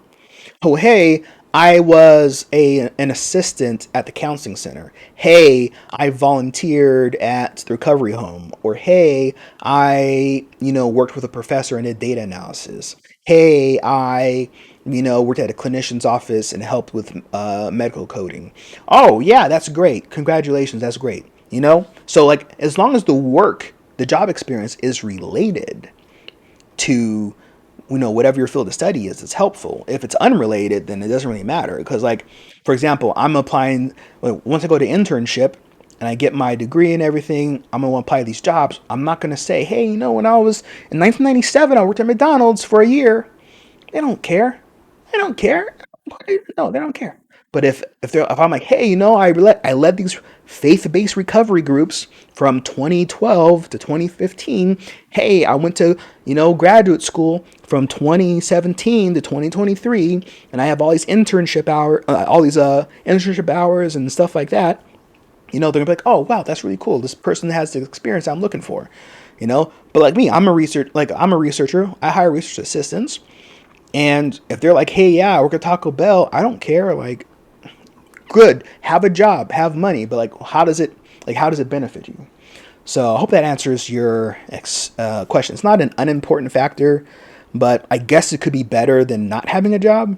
Like if you've never had a job in your life and then I have to teach you how to work, like you don't know about showing up on time, you don't know about not like being on your phone, you don't know about like workplace behavior, like you're trying to date people that you're working with or being inappropriate. And so like yeah, so like I guess it shows that you're not like a child. Like, you have like I know there's a lot of like social issues with that statement there, so don't cancel me on Twitter.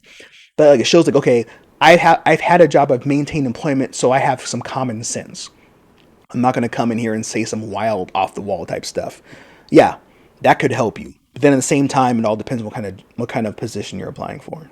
I mean, what kind of grad school you're applying to.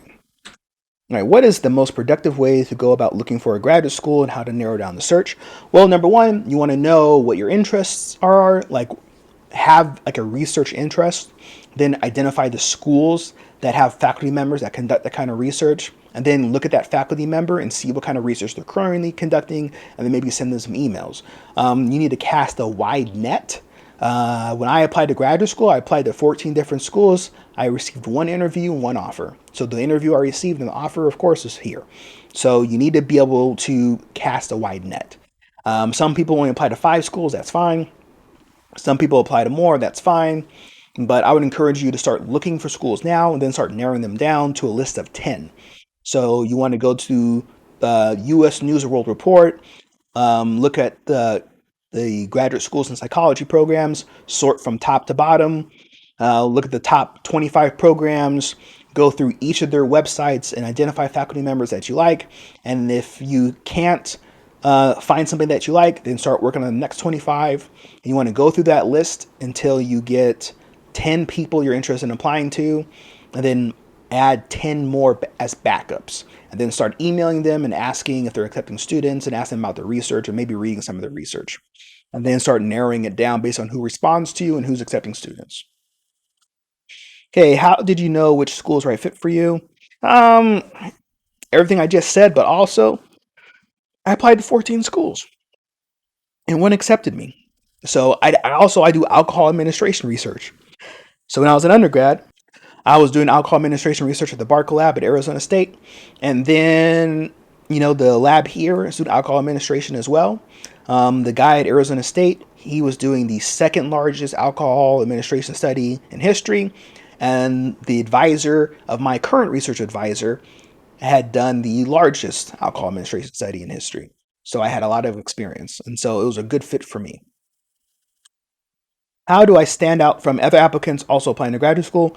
By knowing the professor's body of work. That means you're reading their most recent articles, maybe read their dissertation, maybe send them an email and ask what they're doing now, what kind of research they're doing now, maybe by researching the program, the grad school program, and trying to figure out if that's a good fit for you based on the location and where it is.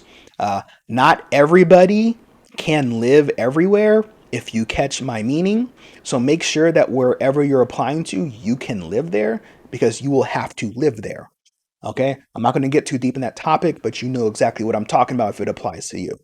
So just make sure that to stand out that you have like envisioned yourself living there, you have contacted potential advisors, and that you have ample amounts of research experience and you have 3 solid letters of recommendation. I guarantee you can. And if you get into PhD school, if you get into a doctoral program with a letter of recommendation from a graduate student who was a graduate instructor, show me your admission letter and take a picture and send me your new university email. I'd like to know. I have yet to meet a single graduate student in a PhD program that got into a PhD program with a letter of recommendation from a graduate level instructor who wasn't also their research advisor.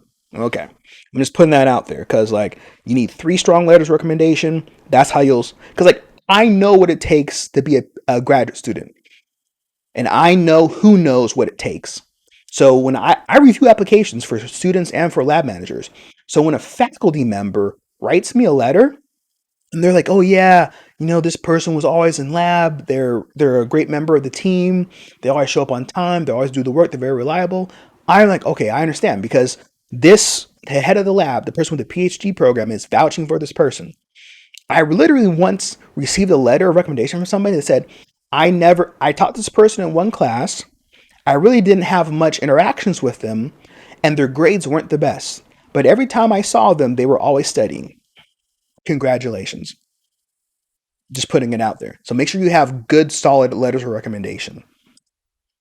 Did you do anything in high school to immerse yourself in the field early on? No, I didn't. I went to high school in the 90s. I didn't do anything. At this point in time, you're not in high school, so that doesn't matter anymore. Um, what matters is you figuring out what are you going to do now to immerse yourself in the field now that you are in college. So yeah, so don't be offended by that. It's just like listen, did when you were in kindergarten, did you break the graham crackers down to perforation or did you crumble them? Yeah, you see what I'm talking about? Like no one cares anymore. So like now you're in college, you need to do some research. You need to start getting connected to faculty members here because you want to go to graduate school. No one cares about high school. No one cares about high school. No one cares if you graduated summa cum laude in high school and you were the valedictorian, and then no one cares about that anymore because you're no longer competing against high school students. You're competing against undergrads. You really are. I know people who got like 2.7s in high school, got to college, figured it out, graduated summa cum laude, got into graduate school. Like no one cares about high school anymore. So now that you're in college, you want to start immersing yourself in college. So just contact the professors, go to the email list, email people, see what you can do. Okay. If that doesn't make sense, send me an email. All right. What set them apart from other people? How do I get on that level as well? Is this something you either have or you do not have? No, this is not something you either have or you do not have. This is something that you can learn. This is a skill that you can develop. You have to talk to people who have the job that you want and then ask of them to help you. You do not want to talk to your friends. You do not want to talk to your peers. You don't want to talk to your parents or your family members unless they have the job that you want. So you need to talk to somebody who is a graduate student and ask them, how did you become a graduate student? You want to talk to a professor and ask them, how did you become a professor? And then they'll tell you their story. Actually, bypass me. Like, don't ask me what I did. Like, find a professor and say, hey, what did you do in graduate? What did you do in undergrad? How did you get into graduate school? Right? Then when you were in graduate school, how did you become a professor?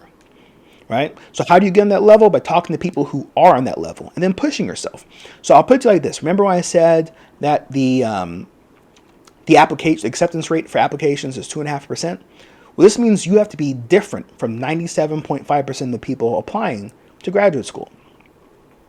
Which means that in your friend group, right? I mean, what are the chances that you have over 100 people in your friend group and only 2.5 of you are getting into graduate school?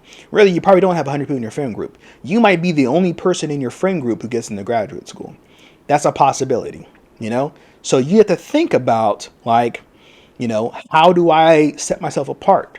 Like, maybe I have to work harder than my friends do. So maybe when my friends are going to parties, I'm not going. Maybe when my friends are hanging out over summer break, I'm not. Maybe I'm doing research over the summer. Maybe I'm doing research over winter break. Maybe I'm doing that. Maybe I'm studying. Maybe I know what my classes are for next semester and I get my books early and I read through them. You see what I'm talking about? So like you have to set yourself apart from other people. You have to realize, and this is going to sound really bad, but I'm going to say it anyways, that you're competing against other people. So that's how it is.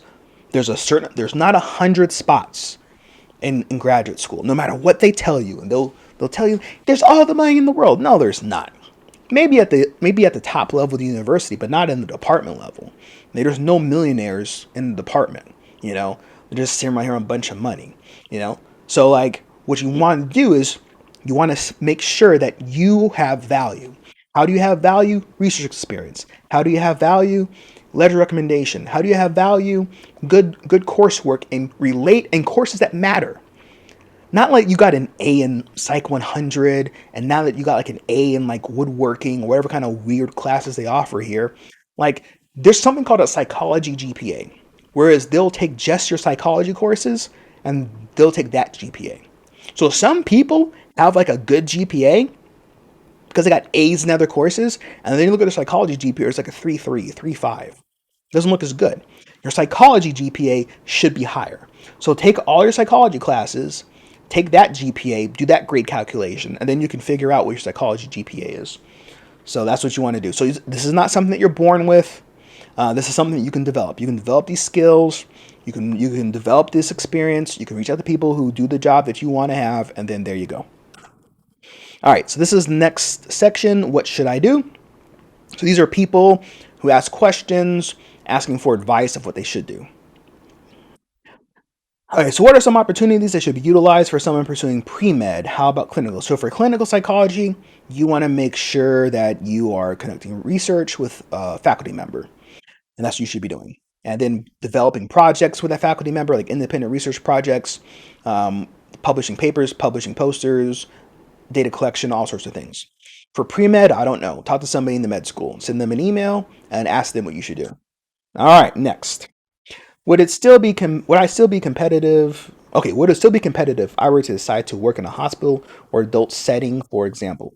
I'm sure. Um, yeah, I guess depends on what you're doing there. It would probably be more competitive if you were working in the psychiatric ward because you were interested in that kind of stuff. That'd probably be better. You're talking about an adult setting, maybe if you were like in an inpatient recovery home or an inpatient mental health care facility, that would be more competitive. Volunteering on a hospital is cool, but so here's the thing. I'm going to have applicants that are volunteering in hospitals, and I'm going to have applicants that are working at clinician's office. That's who you're competing against. So if you're going to work at a hospital, that's cool. Just make sure you're in the psychiatric ward. Make sure you're focusing on mental health. Follow a psychiatrist around. That's what you want to do. How long does an undergraduate have to explore different areas before it's too late? Junior year?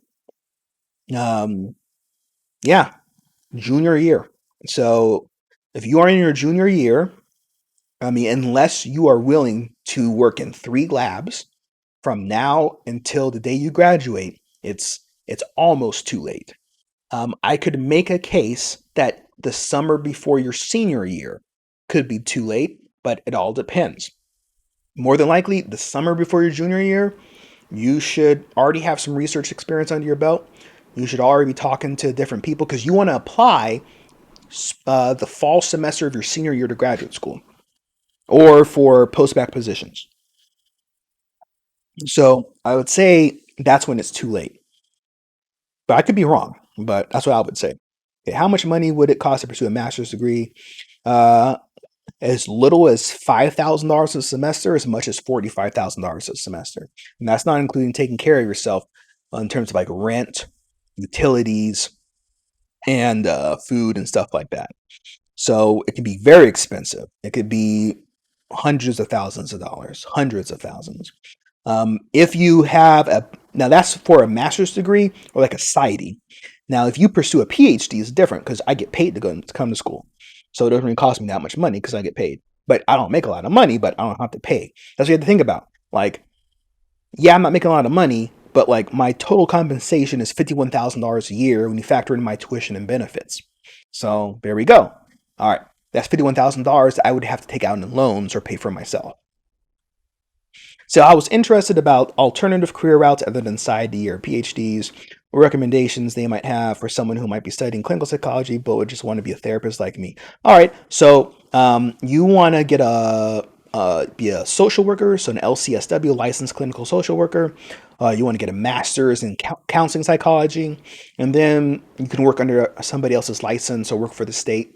And there you go. That's what you can do. You can get a master's, you can get a LCSW, contact the College of Social Work, contact the Counseling Psychology program, and ask them what kind of options they have available.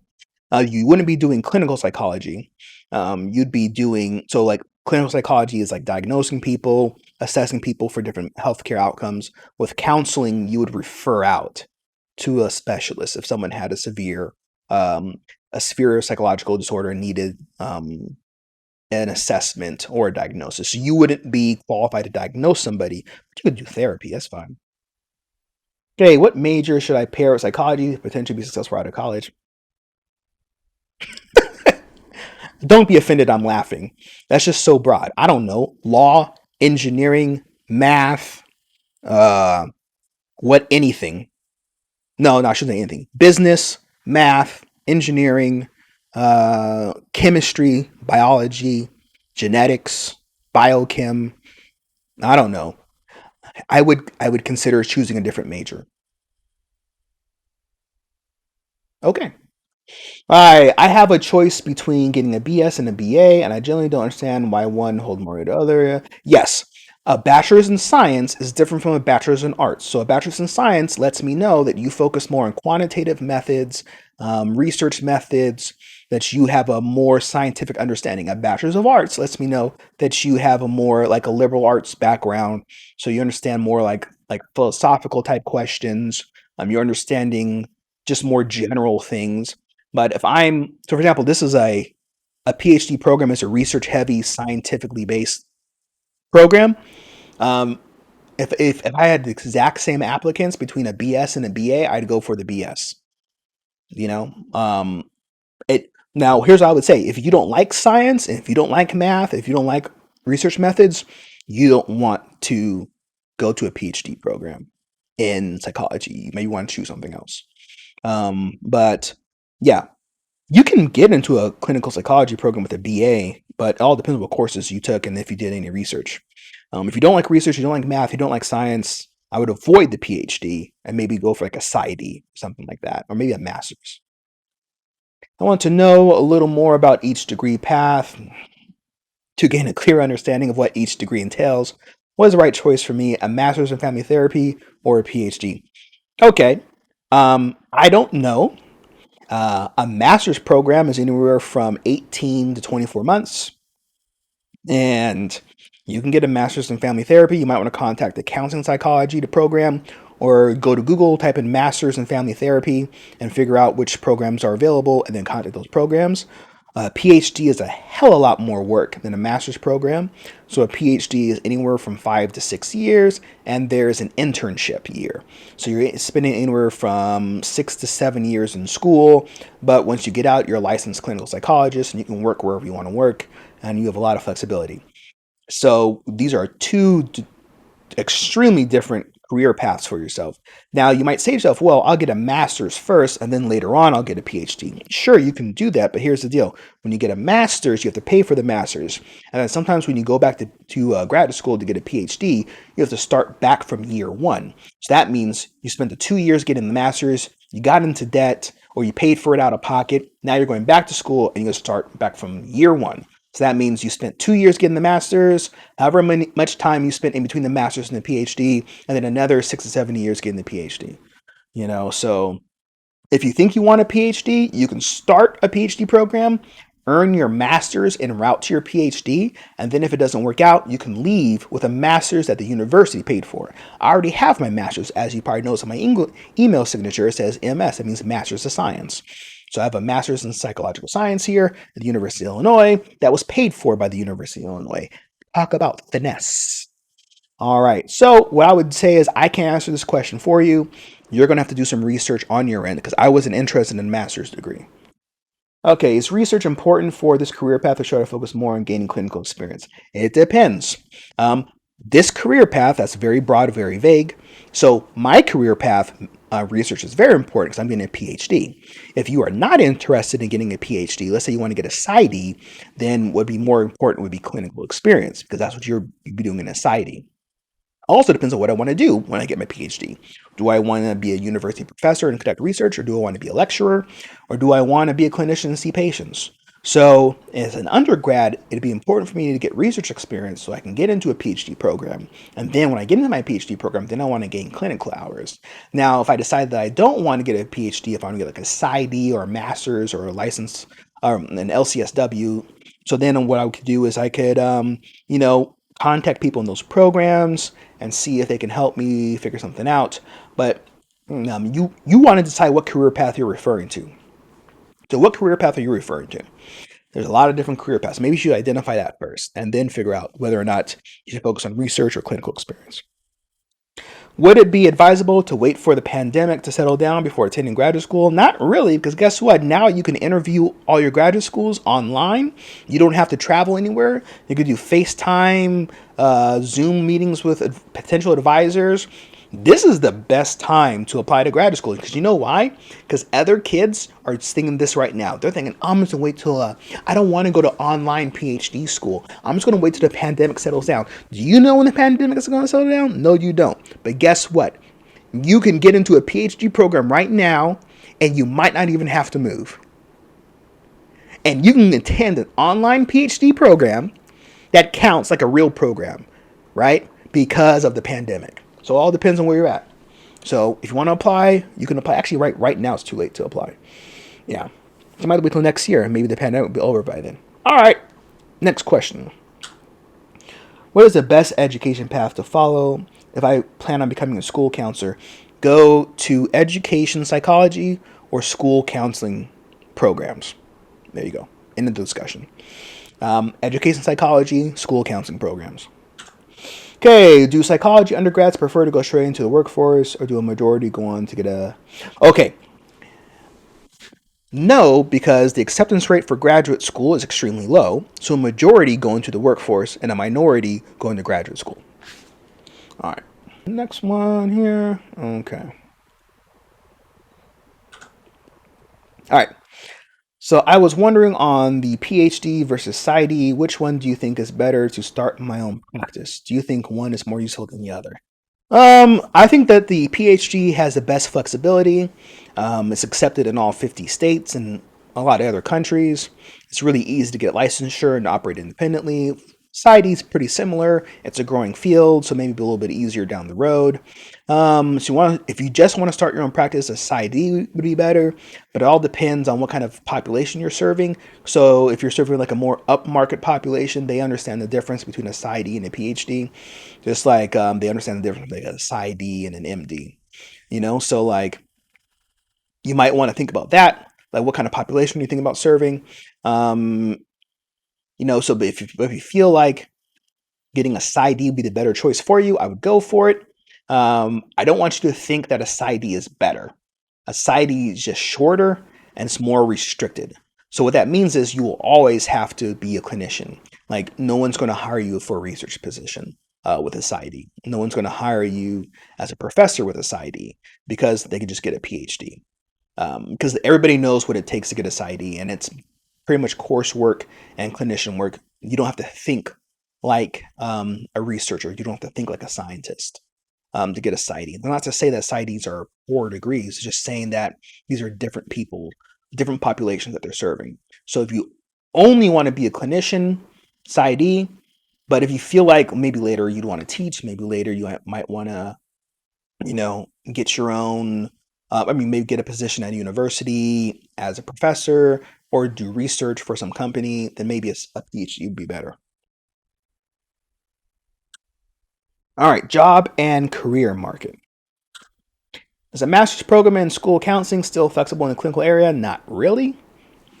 No, no, because in a school counselor, you're working with kids at the school. Not really diagnosing people like you would in the clinical arena. Um, Master's program. Oof. Maybe if you had a PhD, you'd have more cachet. But if you just have a master's in school counseling, I don't think that would hold a candle to a clinical degree. That's not trying to be disrespectful, it's just being honest. How does something like traveling and studying abroad or volunteering abroad impact individuals' learning and development for their chosen career path? That is so vague. What's your chosen career path? What is your career path? I wouldn't. It wouldn't affect me. Um, I guess if you, it depends what you're doing abroad. So if you were like helping establish mental health programs in other countries under the tutelage of a licensed PhD clinician or a professor, and so you were like traveling abroad, helping these people set up clinics to expand mental health access to third world and developing nations, then yes, that would help you. If you're like doing like a summer study abroad semester in France or something that has nothing to do with psychology, I don't see how that would help you. Volunteering, unless it's involved with mental health care, I don't see how that would help you. If your career path is outside of psychology, maybe that would help you. I don't know. I wouldn't be interested in it. If, like, for example, like I know a lot of people who go overseas and build wells in Africa. That is like zero interest to me. I'm not saying that's not valuable. Sure, it's valuable work, but if I was going to choose between someone who went overseas and built wells in Africa and somebody who helped out with clinics in inner city Chicago, or actually the South Side Chicago, I'd probably go the South Side Chicago thing. So maybe you have a better idea of what career path you're talking about to whether or not those experiences will help you in that career path. I would love a better understanding of the steps to take after graduate school. If research is not your end goals, or a specific path to take after graduate school. If your goal is to be a practicing family therapist, sure, you're going to need to find a family therapist PhD program, contact them, and then ask what they would need to do.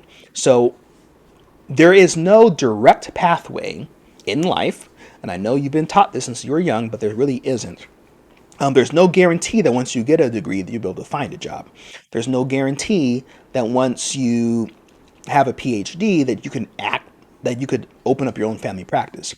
So based on depending on where you go to internship, you might have an easier time finding a job. So first of all, you want to get into graduate school, you want to finish the program, you want to go to internship, finish your internship, receive your PhD, and get on the job market. And so the specific steps that you would have to take is figuring out where the jobs are and then applying for those jobs. Yeah, that's what you'd have to do. You have to apply for jobs, but there's no direct path. You have to wait until you get to that point in your life and see where the job market is. And you want to be a family therapist. You want to go to a PhD program that specializes in family therapy. So that's probably more like a counseling psychology program than a clinical psychology program. All right, what kind of interdisciplinary jobs include psychology? I don't know. You're gonna have to look it up. What do you mean by interdisciplinary? So interdisciplinary means this thing combines with that thing. How many fields are there? There's a lot of different fields out there. You have, so that's a really broad question. What I would do is I would go to Google, type in interdisciplinary jobs, including psychology, see what other people are saying. For me, maybe psychology and law, psychology and computer programming, computer science, I should say, psychology and I don't know, criminal justice, like forensic psychology. Um, I don't know. You can remix psychology with everything. So it all depends what are you interested in. So yeah, that's what I would encourage you to do some research on that. And if you don't like doing research, then don't do a PhD in psychology. All right, so I think an undergraduate degree in psychology does not offer many job prospects after graduating, but what other things can be combined with a psychology degree that might be unique and might be what employers are looking for? I don't know. Whatever you want, kid. This is a common thing that I've come across. People like psychology, but they're scared about finding jobs. So chase your passions. Do not chase the jobs. Trust me. If you like psychology, stick with it. If you don't like psychology, choose something else. Like this is not a like so like for example, there's certain degrees like engineering where you can be a C student and get a job as an engineer because there's always some firm out there that will hire you to be a third level employee. Like this is no problem. Like engineering, business school, finance, those are jobs where, you know, warm bodies and seats is what people want. When it comes to psychology, we have to have something of value. Like no one just likes psychology degrees. Like you can get a job, but like it's probably not in the field psychology. So what would you combine it with? I don't know. What would you want to do? Like what do you like? You see what I'm saying? So figure out what you like, figure out what you want to do, and then that would help you narrow it down. Um, like, yeah, that's really broad, but that's okay. That's fine. You're still figuring things out. But that just shows me you don't know what you like yet, which isn't a bad thing. You're still figuring it out. So find out what you like, and then pursue that. But you're talking about what 10 years in the future? I don't know what employers want 10 years in the future. You know, employers want value. That's what employers want. Like they don't want to pay money to have a warm body and seat. They want so if I hire you, you need to add some value to my company. So the only way you're going to be valuable to a company is if you are passionate about your work. You have this whole mentality of minimum wage pay, minimum wage effort. That's poverty mentality. Don't go down that road. You want to chase your passion, so that way you will work hard no matter what. Like I get paid 2 grand a month pretty much in graduate school, and I work super hard. So like the money will come, everything will be okay. Don't chase the money, don't chase the jobs, chase your passions. Yeah, that's what I think about. All right. I find psychology very fascinating, but one of the daunting things of pursuing is that there's no straightforward career path. Welcome to life outside of undergrad. I think that if they touched more on things outside of their PhD program, that would have been helpful. All right. So here's a question. Um, all right. Uh, can't answer that question. What's outside of my PhD program? So we have a grad panel for clinical psychology grad students talking about getting in the graduate school. And then I'm supposed to know about things outside of the PhD program. All right. All right. What are good careers in psychology for the medical field besides psychiatrists? Don't know. I felt that grad school and clinical psych was only really talked about. And while I understand why, I was hoping for more information about how the areas of research are applied to different areas of jobs. All right. Um, if, okay, you're going to have to research. I'm sorry. Like, you're going to have to do some research. Like, I don't know everything about life. Sorry. I don't know what you want me to tell you. I don't know anything about life. I don't know everything. Nor should I. But you could know everything. Yeah, yeah. So go to Google, look it up, and what are you interested in? Like, what do you want to do? I'm a clinical psychologist, so I don't know anything about other things. All right, future directions and personal reflections. All right, so I'm interested in what people plan on doing with their degrees after they earn their PhD. So I want to open up my own recovery center and help people with substance use and addiction issues. And there we go. That's what I want to do after I get my PhD. Probably directly after I get my PhD, I might have to work in a recovery center to gain some kind of experience of or some kind of better understanding of how they're ran, and then maybe after like 4 or 5 years, open my own. How would studying psychology help me in my possible career paths? Another is how does understanding okay. I don't know. You tell me. How would studying psychology help me in my possible career paths? What career path are we talking about? I don't know. Maybe psychology helps you learn how people think, how people behave, patterns of behavior. Maybe they'll help you out to overcome obstacles when dealing with people with other personality disorders. So, for example, if you paid attention in class, you know that personality disorders are pretty stable over time. So, if you meet somebody who has a certain personality disorder characteristics, you would know that you wouldn't be able to change them. How does understanding psychology help in everyday life? I don't know. Probably the same thing. Um, I think knowledge in general helps in everyday life, but that's a super broad question. I'd love to have some more specifics on what interests you about that. I don't know. Yeah. After graduate school, what path do you plan on taking? Get a job somewhere, working with people with addictions and recovery, and then eventually open my own recovery center. What is something you would have done differently in your journey here? Um,